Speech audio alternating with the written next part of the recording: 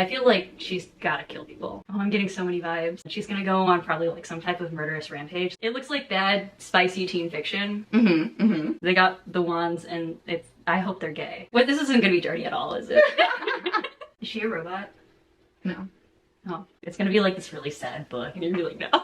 Yeah, she's getting beheaded. Hello. We're trying something different today. I have my friend Sunny here. They read sporadically and not a lot. So I thought it'd be fun if I give them a few clues and then they can guess what some of these more well-known books are for kicks and giggles. For kicks. Well, just not aimed at me. No, I just thought the kicks instead of... I mean, like, you can double down on the kick. I'm just saying, just not in my direction. You can cha-cha over there. So I have, let's see, 1, 2, 3, 4, 5, 6, 7, 8. So I have 8, and I try to pick ones that the booktube peoples would probably know, but you probably wouldn't. Because I only read murders.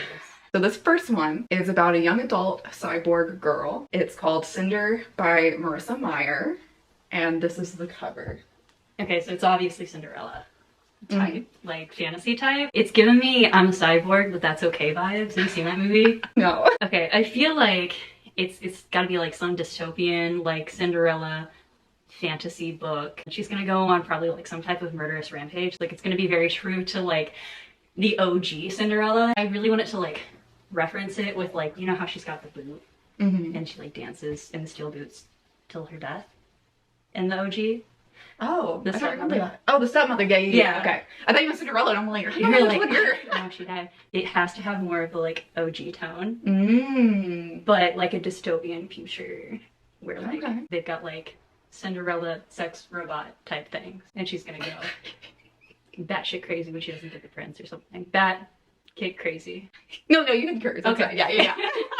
I feel like she's gotta kill people. I wish. That would have been better. I didn't like this book. It's also young adult, so I can see it. Don't think it would have passed with your round of editing on that, but that's what it should have been about. That would have been dope. I'm down for a murderous Cinderella. I actually read this back in like late high school, but there's like people who live on the moon.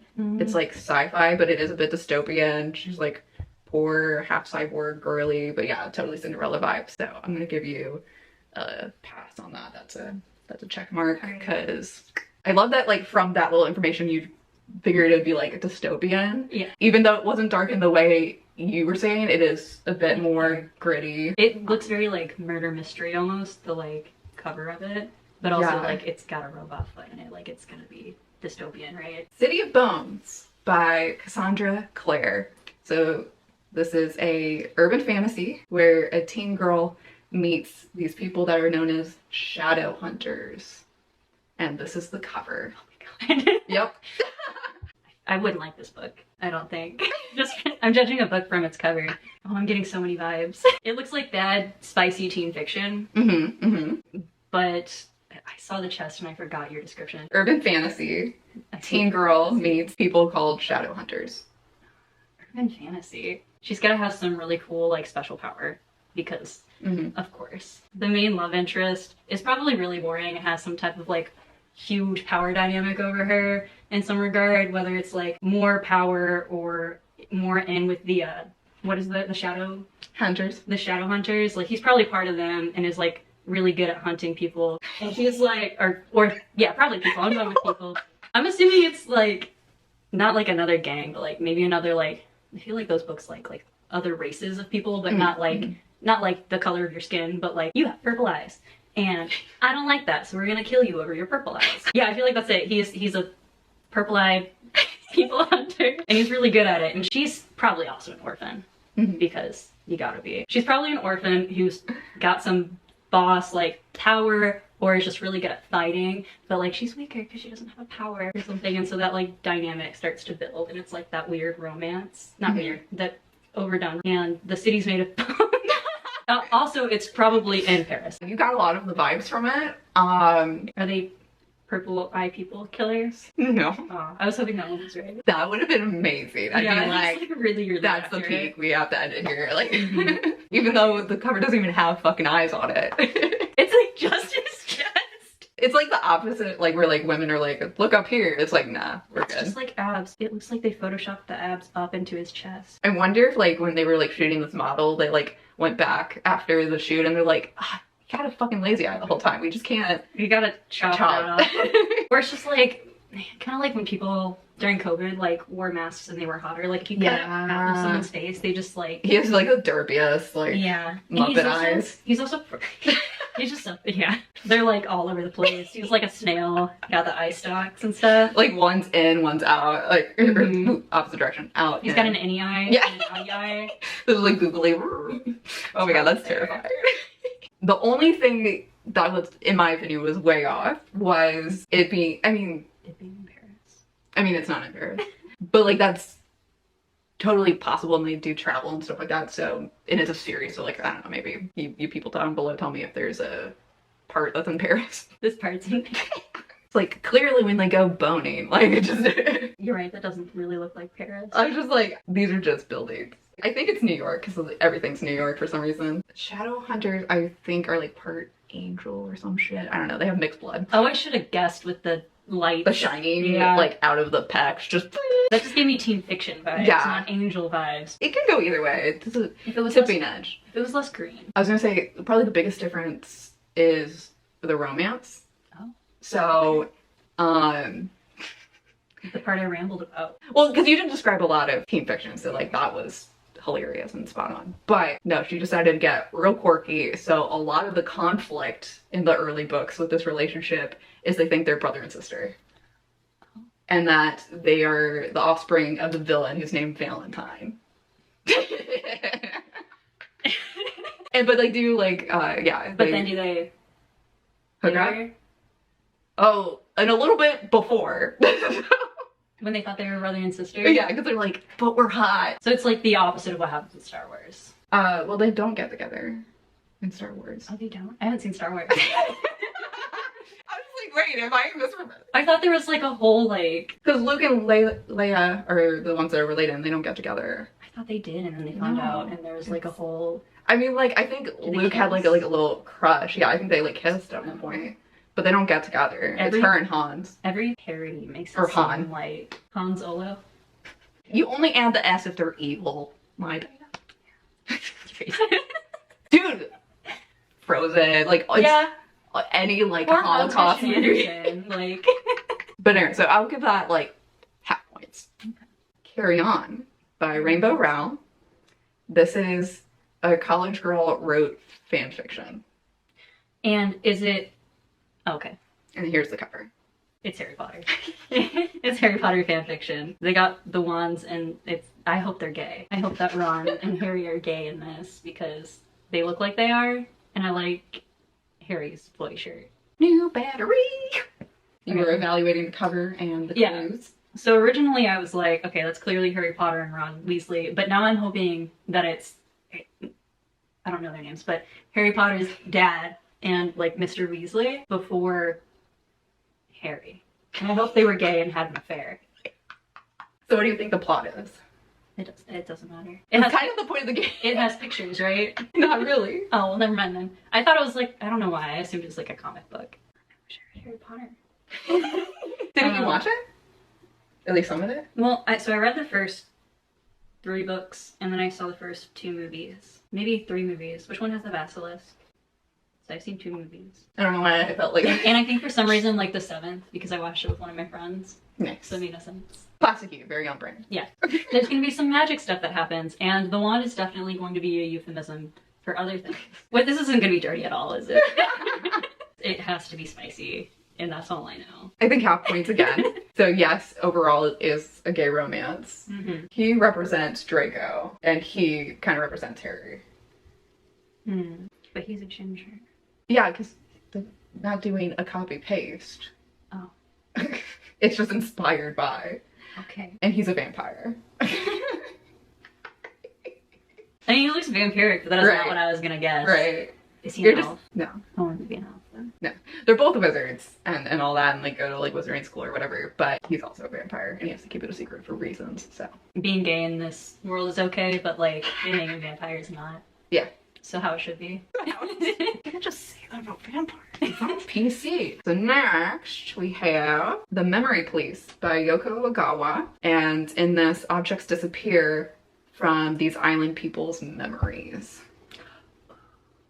Oh. And that's the cover. Have you seen Strawberry Mansion? No. Okay. I feel like this is kind of going to be like a really dark version of Strawberry Mansion. I feel like it's going to be similar, except for that's like their dreams and this is memories. And so I feel like the government is going to like be manipulating people's memories and saying like this is what you're allowed to remember and this is not something that is acceptable. In Strawberry Mansion, it's all in their dreams and they have like taxes on things that you dream about. So the more fantastical your dreams are, the more you have to pay in taxes. And it's really That's cool. It's a cool movie. So the more basic your dream is, the more frugal you are, the cheaper you are, the more fantastical, the more they're gonna tax you. And it's because they have like ads that they're putting in there to like get you to purchase things. I feel like it's like that, but instead of taking it and being like fantastical and like a lot of fun. This doesn't look like a fun book. This looks like a really sad book. The cover looks like all the like Holocaust books you had to read in like high school. Like it's very reminiscent of that. So I feel like she maybe has memories of like a war that they don't want her to remember, or she looks pretty young. Maybe like stories that her like grandparents told her or parents told her, information that's been passed down that they find out that she might have. I feel like the government trying to take away those memories once they find that out, and her trying to find ways to like memento remember everything. Like maybe writing things down. Maybe she finds a way to like hold on to the memories that they're trying to take away, even if they like brain scan her out of it or something. You gleaned a lot from that. The nuance is that this is more like literary realism, which I think threw a lot of people off when they read it and with how this was marketed, because they thought it was going to be something more tangible and specific of like the government is wanting to get rid of X, Y, and Z for these reasons, and there's like a scientific mechanism that's making them forget or whatever. It's never revealed how the government is making them forget things and why, because it seems like arbitrary random shit where it's like you're gonna forget what birds are, and like a scarf and like perfume and just random things, and so like slowly like everyone is a collective, like there'll just be a day where it's like they don't recognize it anymore, and it's never revealed in the book. No. Like why? No, but it's clearly something arbitrated from the top, because the enforcement will like take people away because there's a select few that just don't forget. And so like she ends up like they're like confounding variables in this like experiment. Maybe? I don't know, they don't ever reveal. It goes a bit weird, so it's not scientific like towards the ending, so it's like very much like I'm okay with not scientific as long as it doesn't try to explain it and also do a bad job of trying to explain it. Yeah, it doesn't explain it all. It's very Japanese fiction in the sense that it gets weird and you just kind of have to go with it. But I love that you mentioned like Holocaust books, because she does like keep a guy like in this like little area of her house, and he's one of the people who remembers things. He's like just like tucked away. Secret intel. And so eventually she forgets how to write, and then everyone forgets like their left leg. Like it gets trippy. Literally. Good job on that one. I get full points on that. So next we have Convenience Store Woman by Sayaka Murata. And this is about a woman who doesn't fit in. Yeah, it is. It looks very like a Korean movie I want to watch. I feel like that might offend some people actually. But how would that offend? I feel like conflating cultures and stuff. Oh. But oh, I see. Japanese versus Korean. But I've just seen so many movies like are really bright, like similar. But I don't really watch Japanese movies. Just watch I don't think anyone does. Oh. The Koreans would do it better, so it's fine. Is she a robot? No. Oh. But I want her to be. I want that to be why she doesn't fit in. It's like literally my robot bones don't work that way. Yeah, just like someone who's like not programmed to like fit into like a society. Like, but very literally. It seems like a bad capitalistic choice to spend all that money on a robot that doesn't fit in, but well, no, it's like a programming error. Oh, I see. I don't know how seriously to take it is the thing. I feel like it's probably not very serious. It's probably a more lighthearted, like not fitting in, like a more comical, but maybe has like notes on some mental disorder. Although I have no idea what to think from the cover. If it's like you can't tell from her blank expression everything was has to offer. She's not happy to work in a convenience store, I'll tell you that. Or maybe she loves, I don't know. I don't know what this book is. Just go with gut instinct and then leave it there. My gut instinct says that, now I'm gonna go with she loves working at a convenience store and she loves not fitting in to an extent. I don't know where I'm going with this. She is just like happy, like being like in her own world, and she's like, I'm not gonna smile for you guys. Like, I'm not smiling for this stupid picture. You can have me work here and I do a good job. And I don't care if I weird out the customers because they're all way too freaking normal. Your gut was pretty spot on. I would say the last sentence was a bit too American for this. I don't know much about Japan.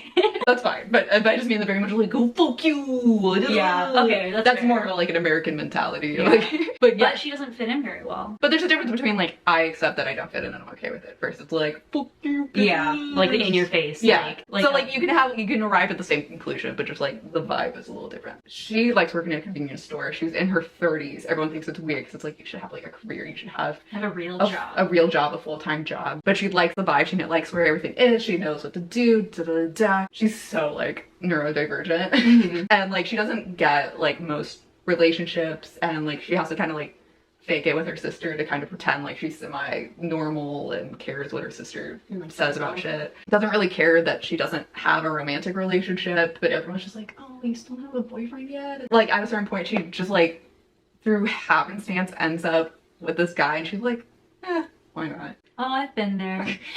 They both like don't really want any of the normal things out of a relationship. Kind of contemporary, but a splash of Japanese weirdness as far as like there's all these like structural societal expectations and she doesn't match into any of them, and she's like A little bit more stringent. Yeah. Like, yeah. And so she gives it a try and she's like, nah man, back to my convenience store. I know what I want. I've got these shelves stacked. Next one, Beach Read by Emily Henry, 2 writers with writer's block. And this is the cover. This isn't a book I'd read. It's probably about, 2 writers that have writer's block, and so they go to the beach. And then they probably get really sunburned because they probably spend too much time procrastinating writing on the beach. And I hope they do a bunch of really like, oh, it says steamy? I haven't been reading these. A breath of fresh air, steamy, smart, and perceptive. They find out that they're in love with themselves by being intimate with each other. Ah. And they find themselves and they find their voice, and they get very sunburnt procrastinating by finding themselves. The sunburn is a major plot point. And then they're hospitalized They're because of their burns. And all the nurses are like, ew. Like, ew. It's called sunscreen, bitches. Now you're gonna have to sit inside and write because you're too sunburned. Oh my And then at the end, they realize they don't even like writing. No, they probably do write at the end. It's probably maybe got like a bit of like advice in it too. Like it's meant to be kind of like a what is that freaking book that everyone talks about? Eat, Pray, Love or something. Oh, They kind of Eat, Pray, Loves it, where it's like kind of insightful. I love that as a verb.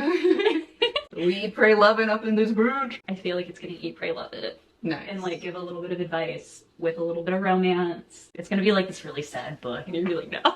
I hope I'm so wrong. It's like, so you're right about the sunburn. You're right about the sunburn, and then a monster pops out of their skin. That'd be okay. I think I would have like pushed this on you if that was what happened. You're like, okay, it doesn't look like your kind of book, but trust me, on page 78. So yes, it's a contemporary romance. So that part's right. I do not remember if they get sunburned. Someone report back to us. Comment below if they get really sunburned. Or and what degree of sunburn. Yeah, because we need to know. The people need to know. So he writes literary books with unhappy endings, and she writes very happy romances with happy endings. And so because they have together. So they have writer's block, so they swap genres. Like, I bet you couldn't do my genre. Da, da, da. Also, they like Mary Shelley bet.